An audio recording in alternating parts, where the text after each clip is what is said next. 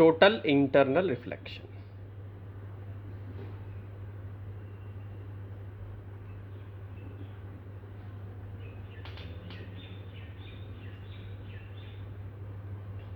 ठीक है, तो जब कभी लाइट डेंसर मीडियम से रेयर मीडियम की तरफ जाती है तो थोड़ा वो सेम मीडियम में रिफ्लेक्ट हो जाती है, थोड़ा वो दूसरे मीडियम में रिफ्लेक्ट हो जाती है। ठीक है, एक में रिफ्लेक्ट होती है, एक में रिफ्रैक्ट होती है। तो इसी को हम कहते हैं इंटरनल रिफ्लेक्शन। तो जैसे आप ये एनसीईआरटी का एग्जाम्पल फिगर देखो 9.12, बहुत बढ़िया एग्जाम फिगर है ये, जिसमें कि क्लियरली एक्सप्लेन हो जा रहा है कॉन्सेप्ट। तो सपोज करो कि ये क्या है, एक इंटरफेस है, ये डेंसर मीडियम है तुम्हारा,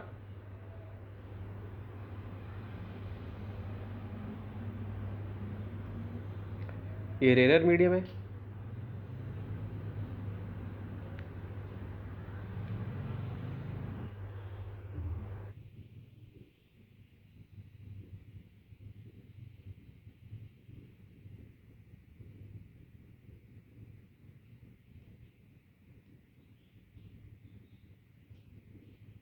तो देखो जब लाइट सीधी आती है तो अपना पाथ रिट्रेस कर लेती है,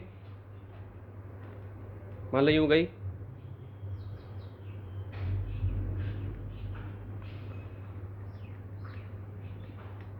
ये ऐसे निकल गई बाहर, तो ये तुम्हारा आर हो गया, और ये थोड़ी सी इधर अंदर बैंड हो गई, यानी थोड़ी सी इसी मीडियम में चली गई, थोड़ी सी बाहर निकल गई। समझ गए? सो यही चीज़ इसमें यहाँ पे डेफिनेशन में जो मैं अभी बता रहा था कि when light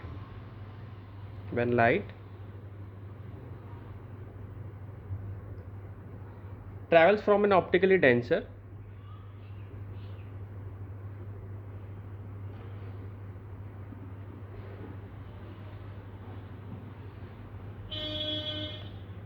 medium to rarer medium,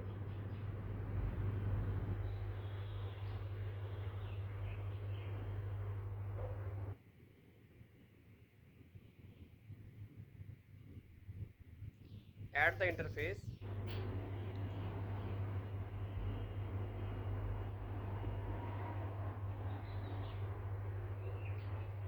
it is partly reflected back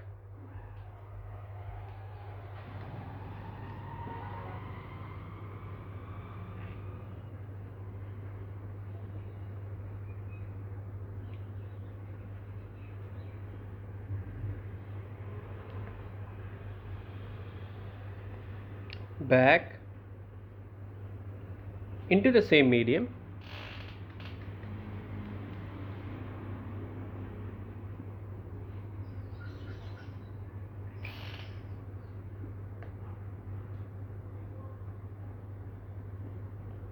and partly reflected to the second medium.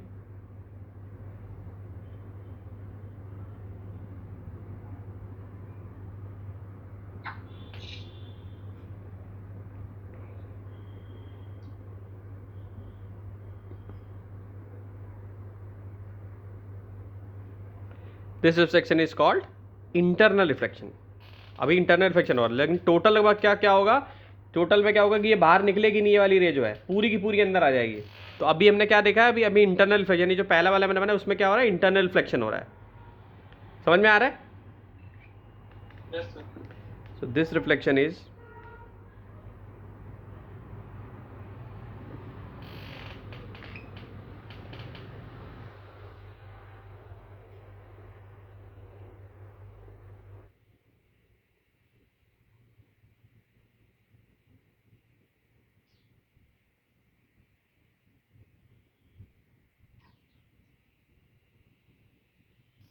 Internal reflection. Okay,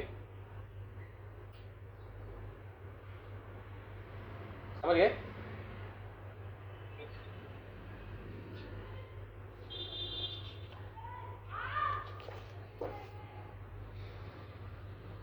फिर दूसरे केस में फिर से हमने लाइट को भेजा, देखो थोड़ा सा हमने थोड़ा सा और बेंड कर दिया इसको, लाइट को ये बेंड किया हमने। तो अब यहाँ पे आर डैश बन रहा है, यहाँ पे आर डैश बन रहा है,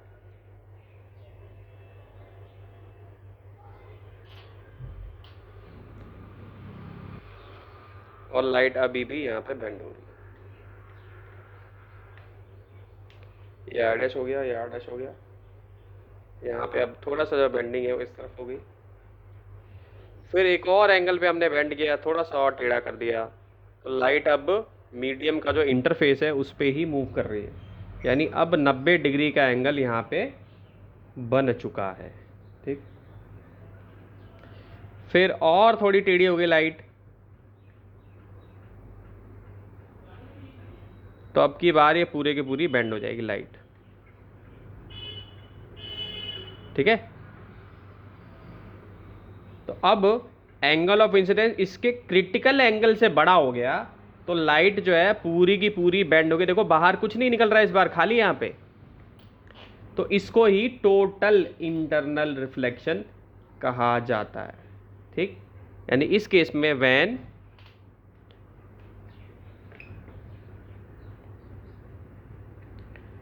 I is greater than IC,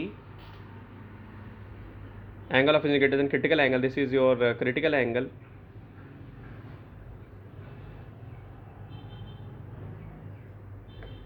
then it is called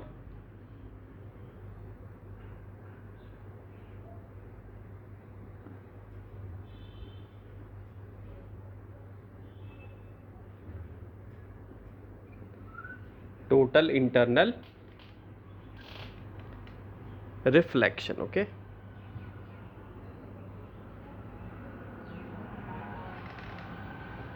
इसको लिख लो बेटा, necessary condition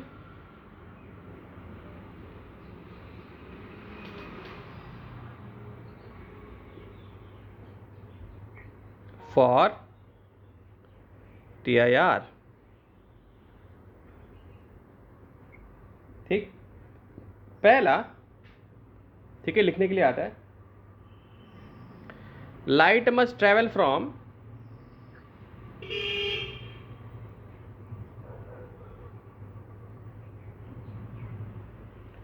optically denser to optically rare medium.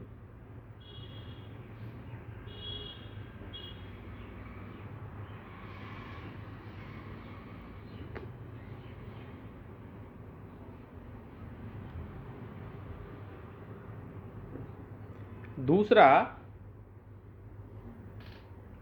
जो एंगल ऑफ इंसिडेंस होना चाहिए डेंसर मीडियम में हमेशा बड़ा होना चाहिए than the critical angle for the two media.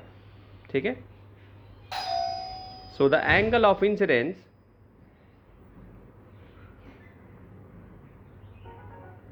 in the denser medium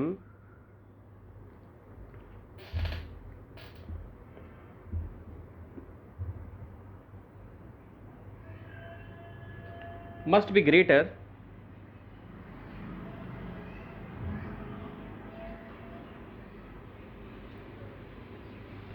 than the critical angle for two media.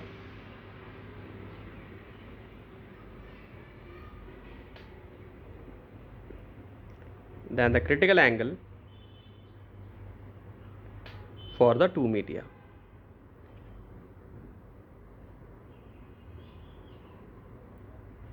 अब देखो ये दोनों फॉलो हो रहा है, लाइट कहाँ से आ रही है, डेंसर मीडियम से आ रही है, देखो ये देखो लाइट डेंसर मीडियम से जा रही है। ठीक, और एंगल ऑफ इंसिडेंस बड़ा है क्रिटिकल एंगल से, देख रहे हो यहाँ पे, तभी पूरी की पूरी लाइट बेंड हो गई वापस अंदर, यहाँ पे TIR मिल गया हमें। समझ गए बच्चे?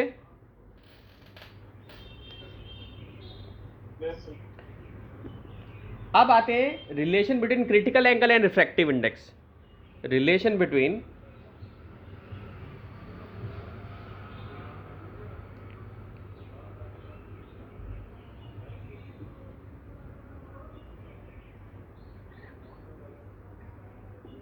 क्रिटिकल एंगल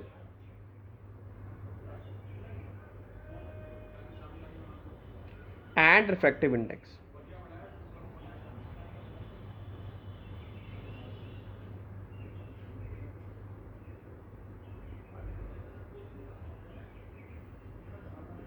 ठीक, तो स्नेल्स लॉ क्या कहता है? Snell's law sine i by sine r पहले पढ़ा चुका हूं, पहले की वीडियोस में बता चुका हूं पहले ही। 2 μ1 इसको ऐसे भी लिख सकता हूँ 1/1 μ2, ठीक। So when I is equal to IC,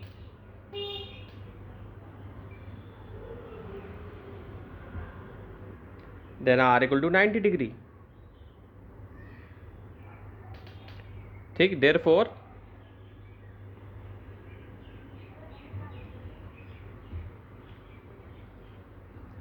sin IC upon sin 90 equal to 1/1 μ2 और 1 μ2 equal to 1/sin IC।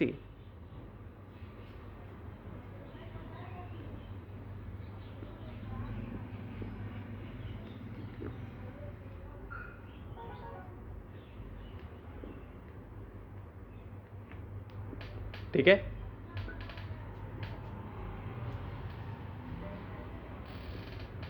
sin I by sin R 2 μ1 equal to 1/1 μ2। So I IC के इक्वल है, R 90 डिग्री के इक्वल है, तो sin IC upon sin 90 क्या हो जाएगा 1/1 μ2, और इसको मैंने IC लिख लिया। तो यहाँ पे फॉर्मूला क्या बना हमारा, तो अगर रेयर मीडियम क्या है, एयर है, इफ जहाँ पे हवा होती है उसको रेयर मीडियम बोलते हैं। So if rare medium is air, then μ1 is equal to 1। μ1 क्या है यहाँ पे, refractive index,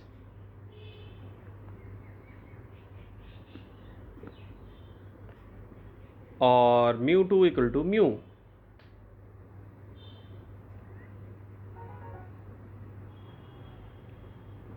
so mu equal to क्या हो जाएगा,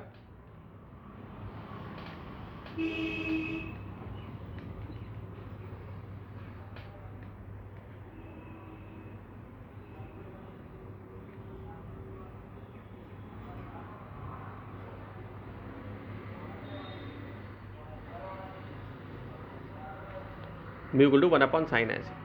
अब बोर्ड में क्वेश्चन आते हैं, जैसे पहला क्वेश्चन आएगा स्पार्कलिंग ऑफ डायमंड। डायमंड क्यों चमकता है,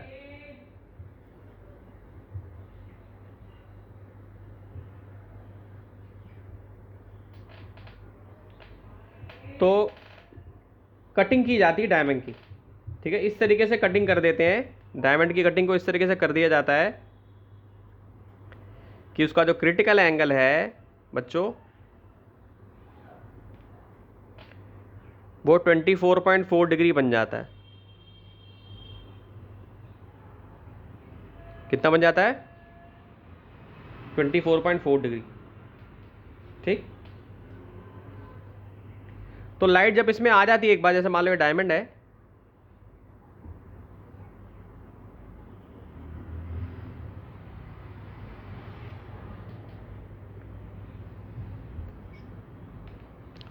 तो बेंड हो जाती है ऐसे,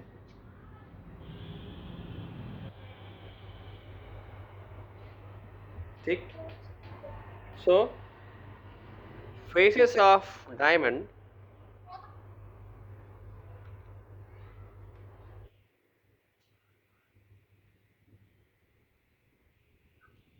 are so cut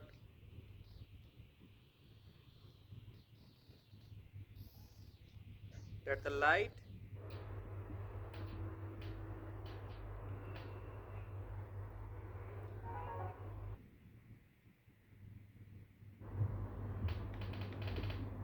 entering the crystal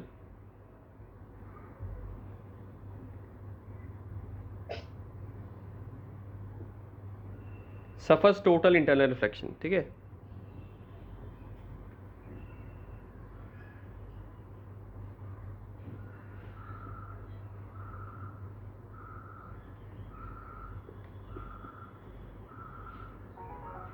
ठीक है,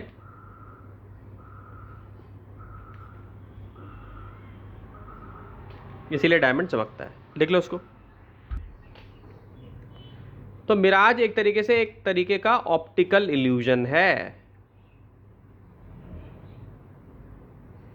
इससे हमें ये लगता है कि जैसे हम रेगिस्तान में चल रहे हैं तो लगेगा कि आगे जाके हमें पानी मिल जाएगा, ठीक, लेकिन ऐसा कुछ होता नहीं है, आंखों का धोखा होता है वो। ज़्यादातर जो जादू होते हैं उसमें भी ऑप्टिकल इल्यूजन ही यूज़ करते हैं हम, ठीक। So it is an optical illusion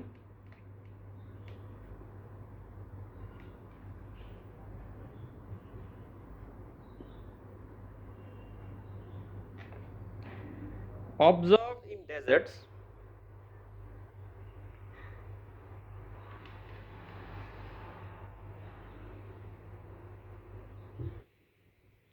or over hot extended surface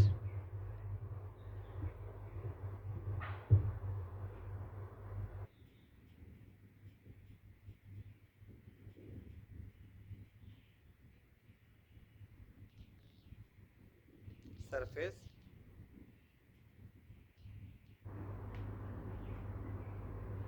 like a coal tad road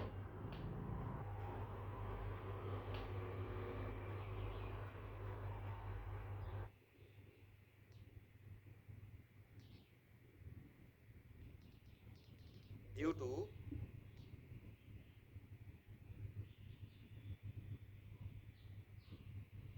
which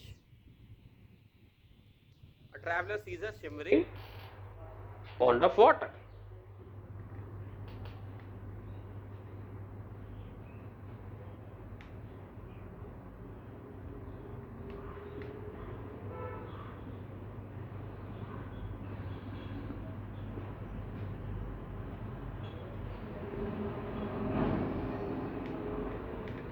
Some distance ahead,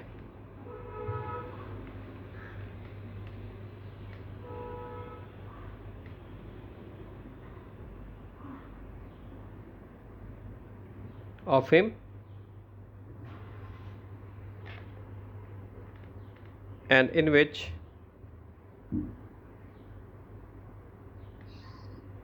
the surrounding objects like trees,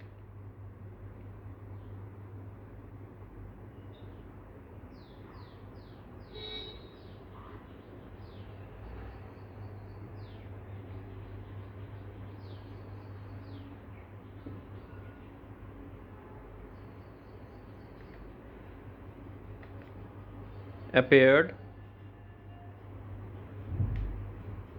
inverted.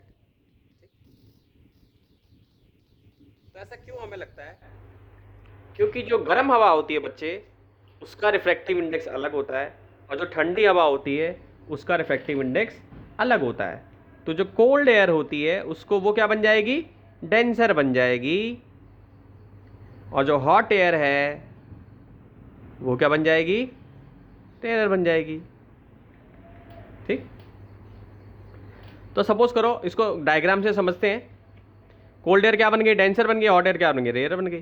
तो जब लाइट रेयर से denser में जाएगी तो बेंड होगी ना, होगी कि नहीं? सपोज करो ये पेड़ है, ये पेड़ है, ठीक। सो यहाँ पे मान लो ये मैंने ऐसे बना दी, रिफ्रैक्टिव इंडेक्स कांस्टेंट,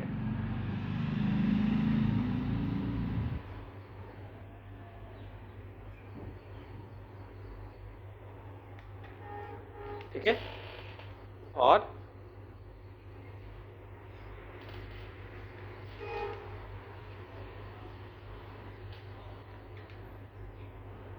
लाइट आ रही है मान लो अलग अलग जगह से,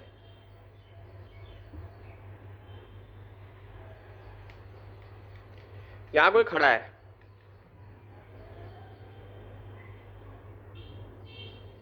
और देख रहा है ऐसे, ठीक है। सपोज करो नोटिस कर रहा है। तो यहाँ पे क्या है? एयर जो है यूनिफॉर्म टेम्परेचर पे है,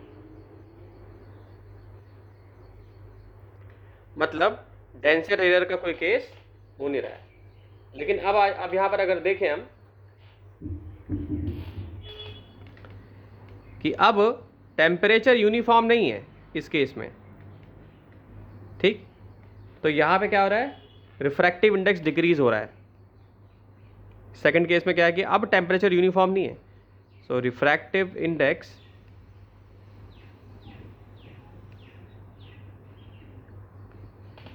डिक्रीज हो रहा है, ठीक।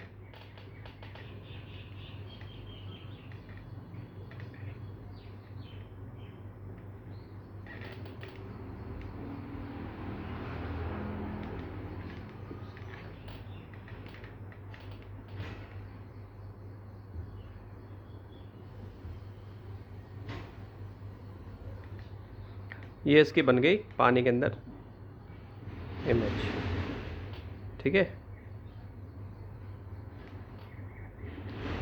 सो एयर जो है वार्मर है नियर द ग्राउंड,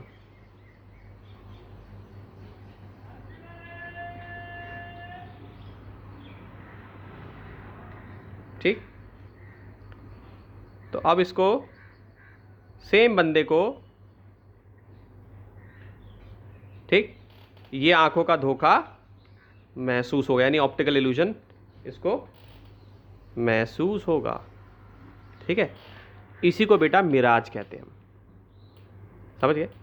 देखो यहाँ पे क्या था, यूनिफॉर्म टेम्परेचर था, यहाँ पे air warmer near the ground है, ठीक है। ऊपर यहाँ पे क्या है कि यहाँ पे कोल्डर है, यहाँ पे कोल्डर है और यहाँ पे वार्मर है। तो देखो यहाँ पे क्या हो रहा है, डेंसर और रेयर मीडियम बन गया ना दो, तो लाइट अब सीधी नहीं आएगी, लाइट बेंड होके आएगी। तो बेंड होके आएगी तो हमें ऑप्टिकल इल्यूजन होएगा, ठीक है। इसको बना लो अच्छे से, बिल्कुल। ये क्वेश्चन बोर्ड में आता है लिखने के लिए Miraj.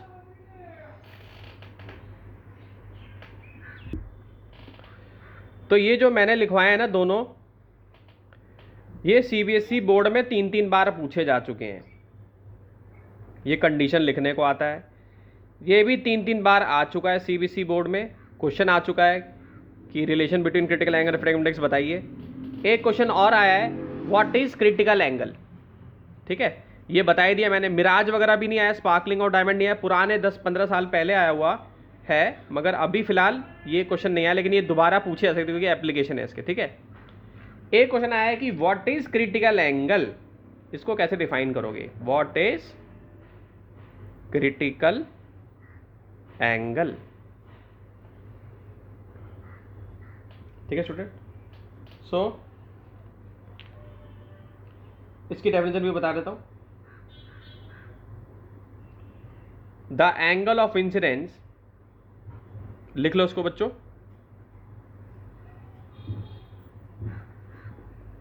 The angle of incidence in the denser medium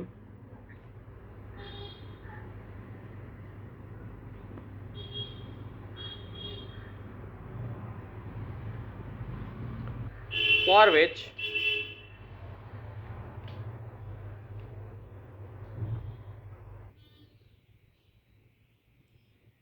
the angle of refraction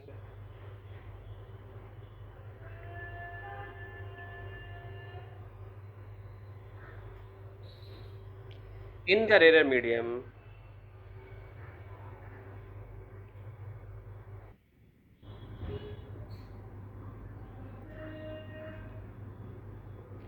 is 90 degree is called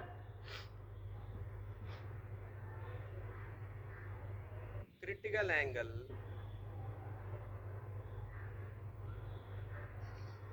of the denser medium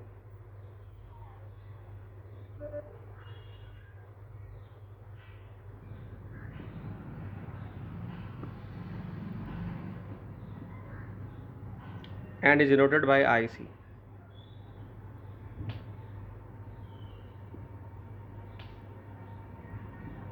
ठीक। तो कह रहा है कि angle of incidence in which the denser medium for which the angle of refraction in the rare medium is 90 degree is called critical angle. जैसे कि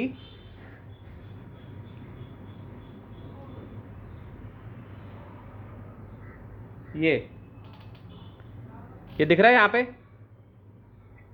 90 degree का बन रहा है एंगल यहाँ पे, ये डेंसर मीडियम है ना, डेंसर मीडियम है, ये नीचे वाला ये रेयर मीडियम है, ठीक है। तो रिफ्रैक्शन का जो एंगल बन रहा है, यानी कि ये वाला जो है 90 डिग्री का बन रहा है, ठीक है। तो angle of incidence in the denser medium for which the angle of refraction in the rare medium is 90 degree, यानी यहाँ पे 90 डिग्री का एंगल अगर बन रहा है, ठीक है, तो यही डेंसर मीडियम का क्रिटिकल एंगल होएगा। इसीलिए हम क्या लिखते हैं, म्यू इक्वल टू 1/sin, ऐसे लिखते हैं। अब अगर इससे ज़्यादा हमने और बेंड कराया, यानी कि angle of incidence critical angle से जब बड़ा हो गया, तो लाइट पूरी की पूरी मीडियम में ही बेंड हो जाती है, ठीक है स्टूडेंट।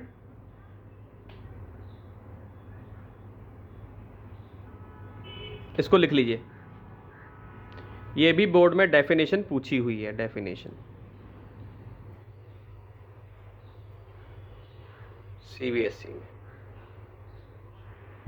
ठीक है। ये क्वेश्चन भी बोर्ड में आया हुआ है। ऑप्टिकल फाइबर का एप्लीकेशन बताना है, explain briefly the phenomena of total vision and used in fibre optics, ठीक है।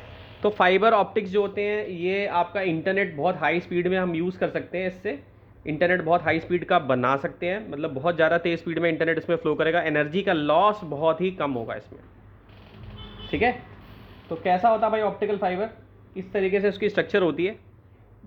ये होता है कोर, ठीक है, जैसे केबल की वायर देखी आप लोगों ने, उस टाइप का होता है, अलग अलग लेयर्स होती हैं इसमें। ये हो जाएगा क्लैडिंग, ये हो जाएगा कोर, ठीक है। इसका रिफ्रैक्टिव इंडेक्स जो होता है वो म्यू एन होता है, ये इसका रिफ्रैक्टिव इंडेक्स जो होता है वो म्यू टू होता है, इसको बोलते हैं क्लैडिंग,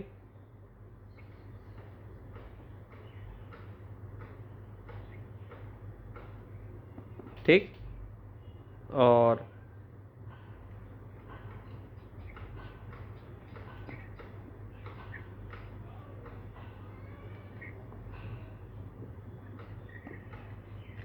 इसमें बफर होता है।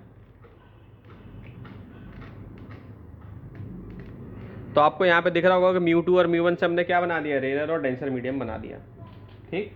तो हमेशा याद रखना कि म्यू वन की वैल्यू बड़ी होती है और म्यू टू की वैल्यू छोटी होती है, ठीक। यही दिखा था ना टी आई आर में, एक का रिफ्रैक्टिव इंडेक्स ज़्यादा होता है, एक का कम होता है।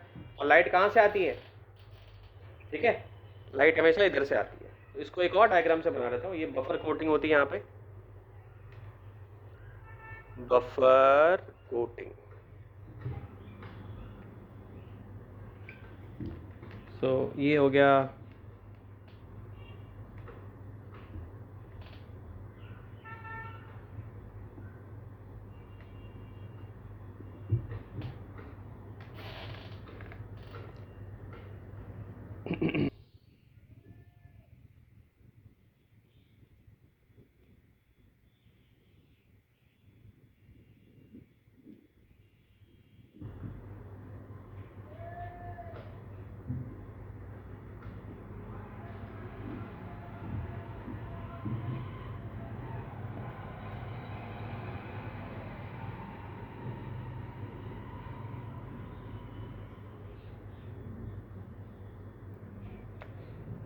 तो लाइट देखो यहाँ से आई, बाहर निकलेगी नहीं, यूं आ जाएगी ऐसे, ठीक। तो यहाँ पे क्या है, लो यू होता है, इधर क्या होता है लो यू, इसको कह सकता हूँ यू टू कह लूँगा। और अंदर क्या होता है, यहाँ पे अंदर क्या होता है, आई यू होता है, यू वन, ठीक है। तो अंदर वाला हमारा क्या होता है, डेंसर मीडियम होता है, और बाहर वाला क्या होता है हमारा, ये हमारा रेयर मीडियम होता है, ठीक। तो देखो इसमें भी टी टी आई आर हो रहा है।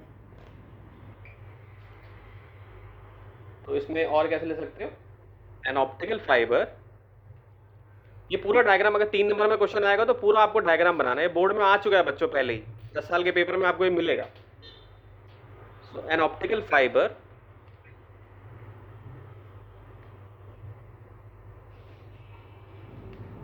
अब इसके बारे में लिख लेते हैं, इसकी डेफिनेशन और explanation. Is a hair thin long strand of quality glass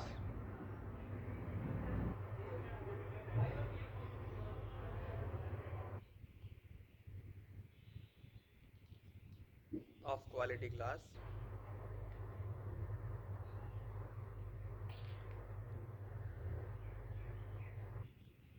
or quartz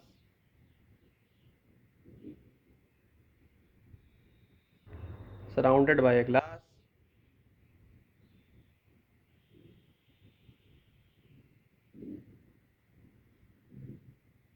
coating of slightly lower reflective index.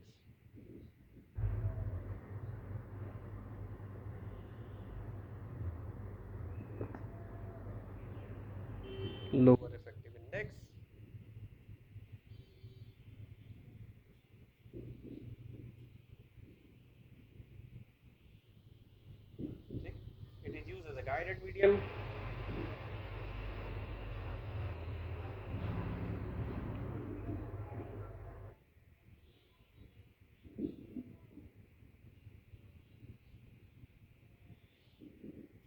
For transmitting an optical signal.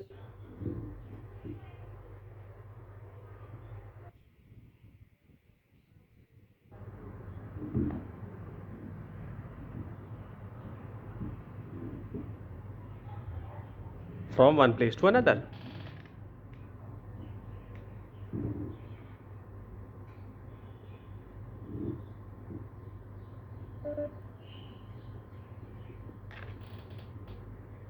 ठीक है, ठीक है, तो ये इसका सबसे बड़ा एप्लीकेशन हो गया। तो ये क्वेश्चन भी बोर्ड में आया, देखो टॉपिक वाइज कराता जा रहा हूँ, एनसीईआरटी के क्वेश्चन कवर कर रहा हूँ साथ के साथ ही, और बोर्ड के क्वेश्चन भी साथ के साथ करा रहा हूँ मैं।